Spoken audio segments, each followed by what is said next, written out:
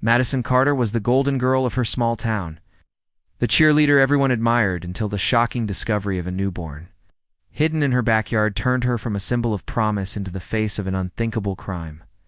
Madison Carter was the girl everyone noticed but few truly knew. She wore the bright colors of her cheer uniform like armor, hiding behind the routines, the pep rallies, and the constant smiles that people expected from her. Teachers praised her grades and discipline. Younger students admired her energy and the way she seemed to light up the sidelines at every game.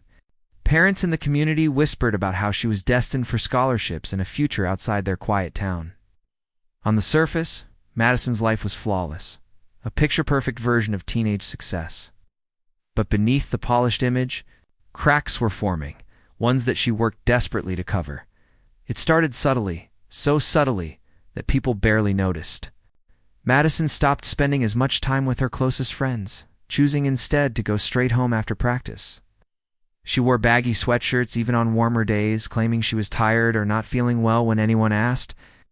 Some classmates whispered that she had gained weight, but the thought of Madison being anything less than perfect seemed impossible. She trained harder than most athletes at the school, so many dismissed the changes as stress or exhaustion. Still, behind her locked bedroom door, Madison was fighting a secret she had carried for months, one that grew heavier with every passing day. Her parents, busy with work and trusting their daughter's carefully crafted image, saw nothing unusual. She was still the polite, responsible girl who did her homework and practiced her routines. They were proud of her independence and believed she was preparing herself for college. Madison had always been good at hiding what she didn't want others to see.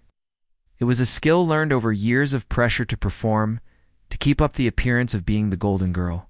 She told herself the secret she carried could be hidden forever. She would find a way to make it disappear when the time came. As the weeks passed, her anxiety grew sharper. She feared the slightest slip would expose her. A too tight uniform, a sideways glance from a friend, or even a rumor whispered in the hallway felt like potential disaster. Every cheer routine became an act of control. Every smile a performance rehearsed to perfection. She told herself she could manage it, but in quiet moments fear consumed her. She wondered if anyone else could hear the rapid beat of her heart. When she was around people, or see the way she avoided mirrors for fear of facing herself at night, lying in bed, she placed her hands on her stomach, whispering silent promises that no one would ever know. The weight of her secret was not just physical, but emotional, pressing down on her chest until it was hard to breathe. She knew what was happening to her, but she refused to let herself fully think about it. If she never said it out loud, if she never asked for help, then maybe it wasn't real. Madison convinced herself that she could carry the secret until it simply vanished. The town continued to see her as their shining star, never realizing the storm building just beneath the surface. Photographs of her smiling at games captured the image of perfection, but the camera never caught the fear in her eyes once she was alone. To everyone else, Madison Carter was untouchable, a symbol of youth and promise. Yet the truth was far darker, and it was only a matter of time before the mask she wore so carefully would shatter. The perfect image that her town adored was an illusion, and behind it lay the kind of secret that would soon shake their small world to its core. The night everything changed. Madison retreated to the privacy of her bedroom. It was late, the house quiet, and her parents assumed she was studying or scrolling on her phone like any other teenager. Behind the closed door, however, Madison was gripped by a storm of pain and fear she had no way to control. Hours dragged by, each one marked by waves of exhaustion and panic. She tried to muffle her cries into pillows, terrified that someone might hear. The perfect girl who had spent months keeping her secret now found herself unable to escape the reality of what was happening. By the time it was over, Madison was trembling, drenched in sweat, and staring at the fragile, helpless life in front of her. A newborn, tiny and vulnerable, lay wrapped in the only thing she could grab nearby. She was overwhelmed, staring with wide eyes that could not process the truth. She had done everything she could to pretend this moment would never come, but now there was no denying it. In her mind, the walls of her carefully built life were collapsing. All the practice sessions, the smiling photographs, the dreams of college, all of it threatened to vanish because of what she now faced. Her fear was louder than any instinct to nurture. Madison's thoughts raced toward the consequences, not the possibilities. What would her parents say if they found out? What would her friends whisper in the hallways? The cheerleader captain with a newborn, her reputation would be ruined, her future destroyed. To Madison, the shame seemed unbearable, far worse than the panic coursing through her veins. She felt as though the world outside her bedroom door would never forgive her, never look at her the same way again. She tried to quiet the sounds she thought she heard, convincing herself they were only in her imagination. Each faint noise seemed to echo in her ears, shaking her to her core. Madison pressed her hands over her face, whispering to herself that it would be over soon, that no one had to know. Ow. She looked at the small form again and felt paralyzed. It had no plan, no guidance, and no strength to face the truth.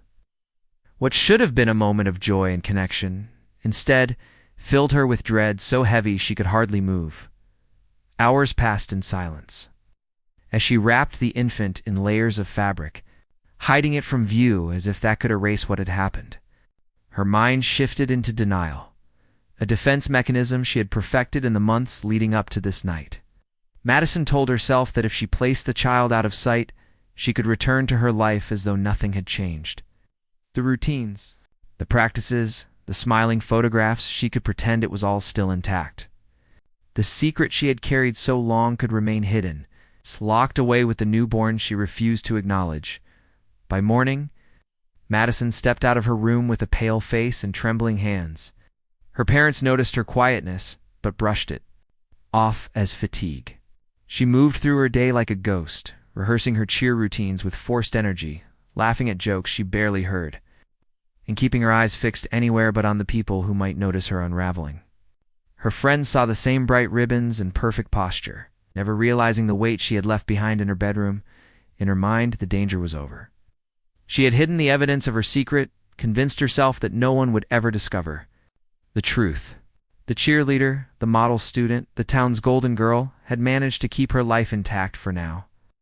Yet what Madison didn't know was that secrets buried in shadows rarely stay there. The decision she made that night would follow her, pulling her deeper into a darkness she could not control, until the moment her hidden world collided violently with reality. It was a warm afternoon when Madison's mother walked into the family's shed, searching for an old gardening tool. Dust floated in the air, the smell of soil and wood mixing together in the small space. She shifted boxes and bags, pulling aside forgotten belongings that had been stacked for months. Her eyes fell on one box in the corner, tucked away with an almost deliberate placement. It looked ordinary at first, but when she tried to lift it, the weight startled her. Too heavy for its size, it demanded attention. Curiosity quickly turned into unease as she peeled back the covering. Inside, wrapped in an old towel, was something that froze her in place. What she uncovered was not a misplaced toy or forgotten keepsake, but the still form of a newborn. For a moment, her mind refused to believe what her eyes were seeing. She stumbled backward, her body trembling as the reality set in. The scream that left her throat brought neighbors running, and within the hour, flashing lights filled the quiet suburban street. Police tape cordoned off the yard, officers moved in and out of the shed, and whispers spread like wildfire among the watching crowd. The discovery tore through the small town with devastating speed. Everyone knew everyone, and news of a baby found hidden in a cheerleader's backyard spread faster than any official report. At first, people refused to believe it could be connected to Madison. It was the girl on the sidelines with the biggest smile, the student teachers held up as a role model. But denial gave way to suspicion as investigators began piecing together the evidence. The box had not been abandoned by strangers, and the child was not a mystery from elsewhere. All signs pointed back to the Carter household, and specifically to the girl who had seemed incapable of such darkness. Forensic teams worked quietly but thoroughly. They examined the remains, gathered samples, and documented every detail with precision. The autopsy revealed the truth that would shatter the illusion Madison had worked so hard to maintain. The infant had been alive at birth, small lungs had taken their first breaths, however briefly, before everything ended. This single detail changed the case entirely. It was not a matter of stillbirth or medical tragedy. It was a question of what had been done, nor not done, by the one person who should have been there to protect the child. Detectives canvassed the neighborhood, speaking with anyone who might have noticed changes in Madison. Classmates admitted she had seemed withdrawn, quieter, often wearing oversized clothing. Teachers recalled her exhaustion, but assumed it was from long practices. Friends remembered moments when she disappeared from gatherings without explanation. Individually, these details had seemed harmless, but together, they painted a chilling picture of a secret hidden in plain sight. The police presence outside the Carter home became a spectacle. Neighbors watched from porches as uniformed officers carried evidence bags from the shed.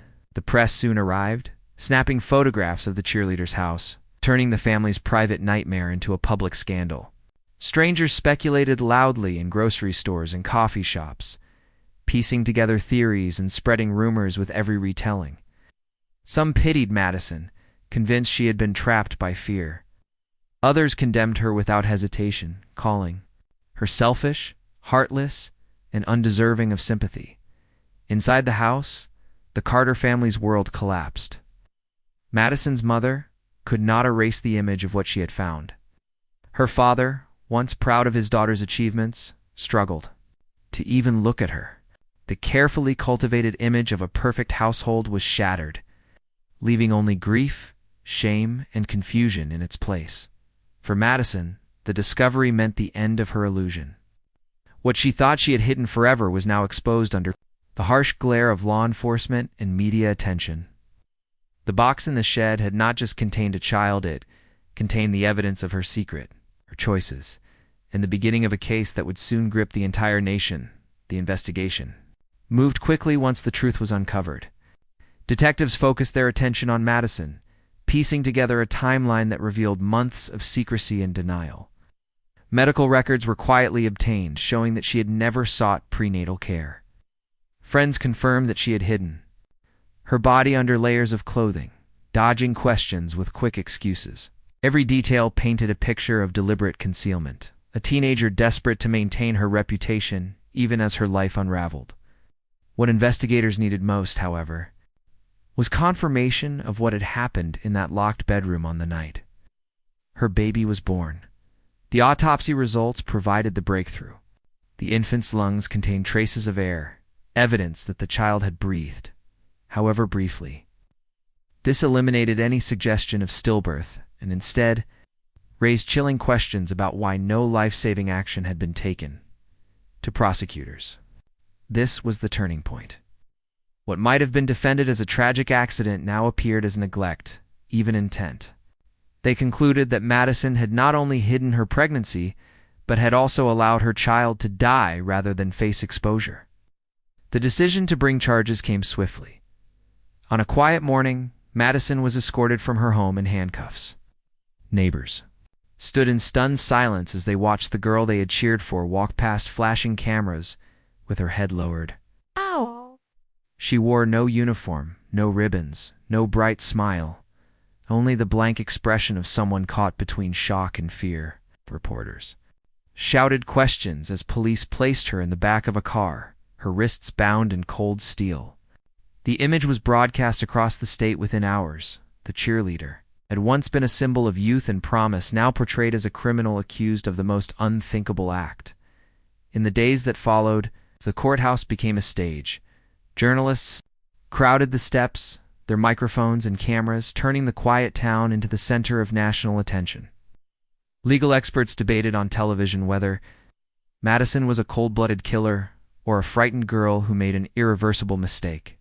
Commentators dissected every detail of her life, from her grades to her relationships, as though each fact could unlock the mystery of her choices.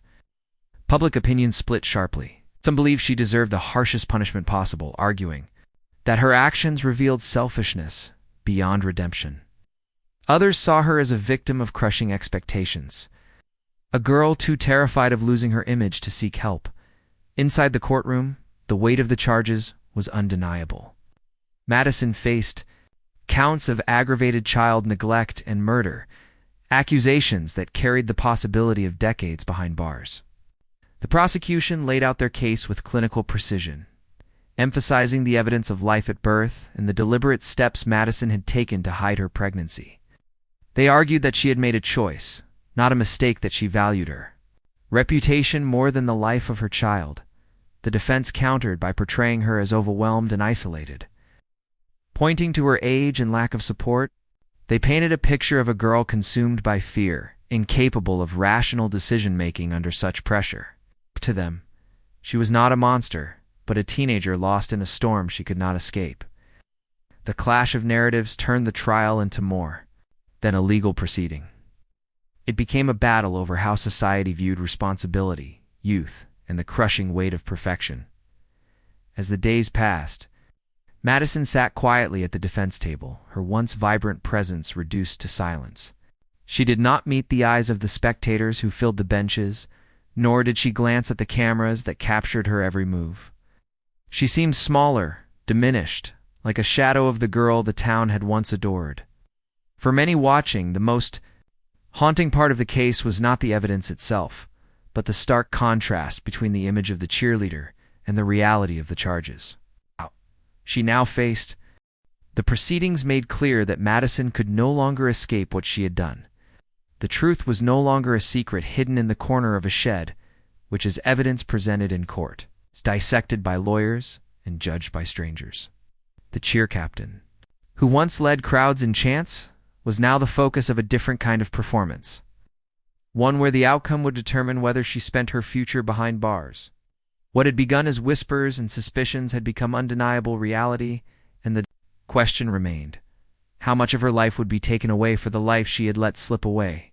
The trial became the center of the town's existence, stretching on with testimony after testimony that pulled apart every detail of Madison's life.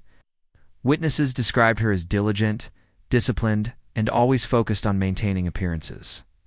Teachers remembered her as ambitious. Friends recalled her as secretive in her final months. And neighbors painted her as the girl who could do no wrong until the day the truth came crashing down. Each account fed into a portrait that felt impossible to reconcile. The bright cheerleader who had once embodied innocence now standing accused of one of the darkest crimes imaginable. Prosecutors walked the jury through the evidence step by step.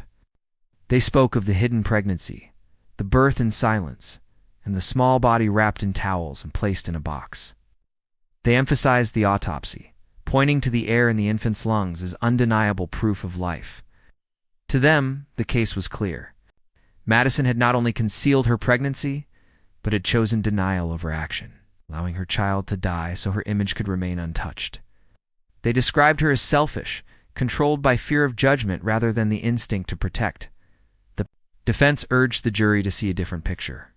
They spoke of the crushing expectations placed on young people, the weight of perfection that Madison had carried for years, and the isolation she felt when the reality of her situation became unavoidable.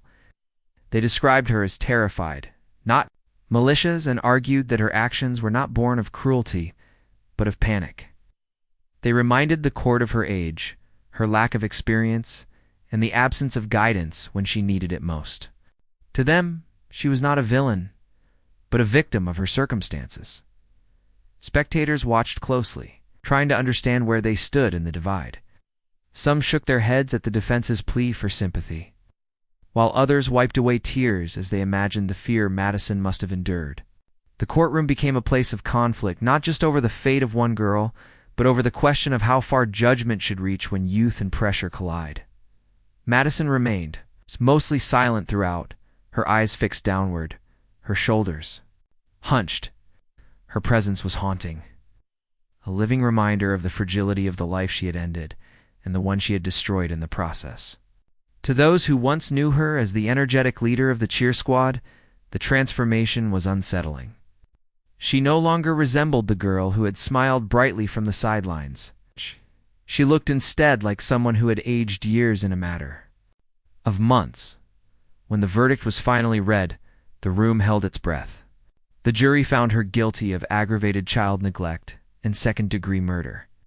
The sentence would take away the future she once dreamed of, replacing it with years behind cold walls and locked doors. Gasps filled the courtroom, some in relief, others in sorrow. Madison stood still, her face unreadable as the weight of the decision settled over her. In that moment, the girl who had once been the pride of the town was no more.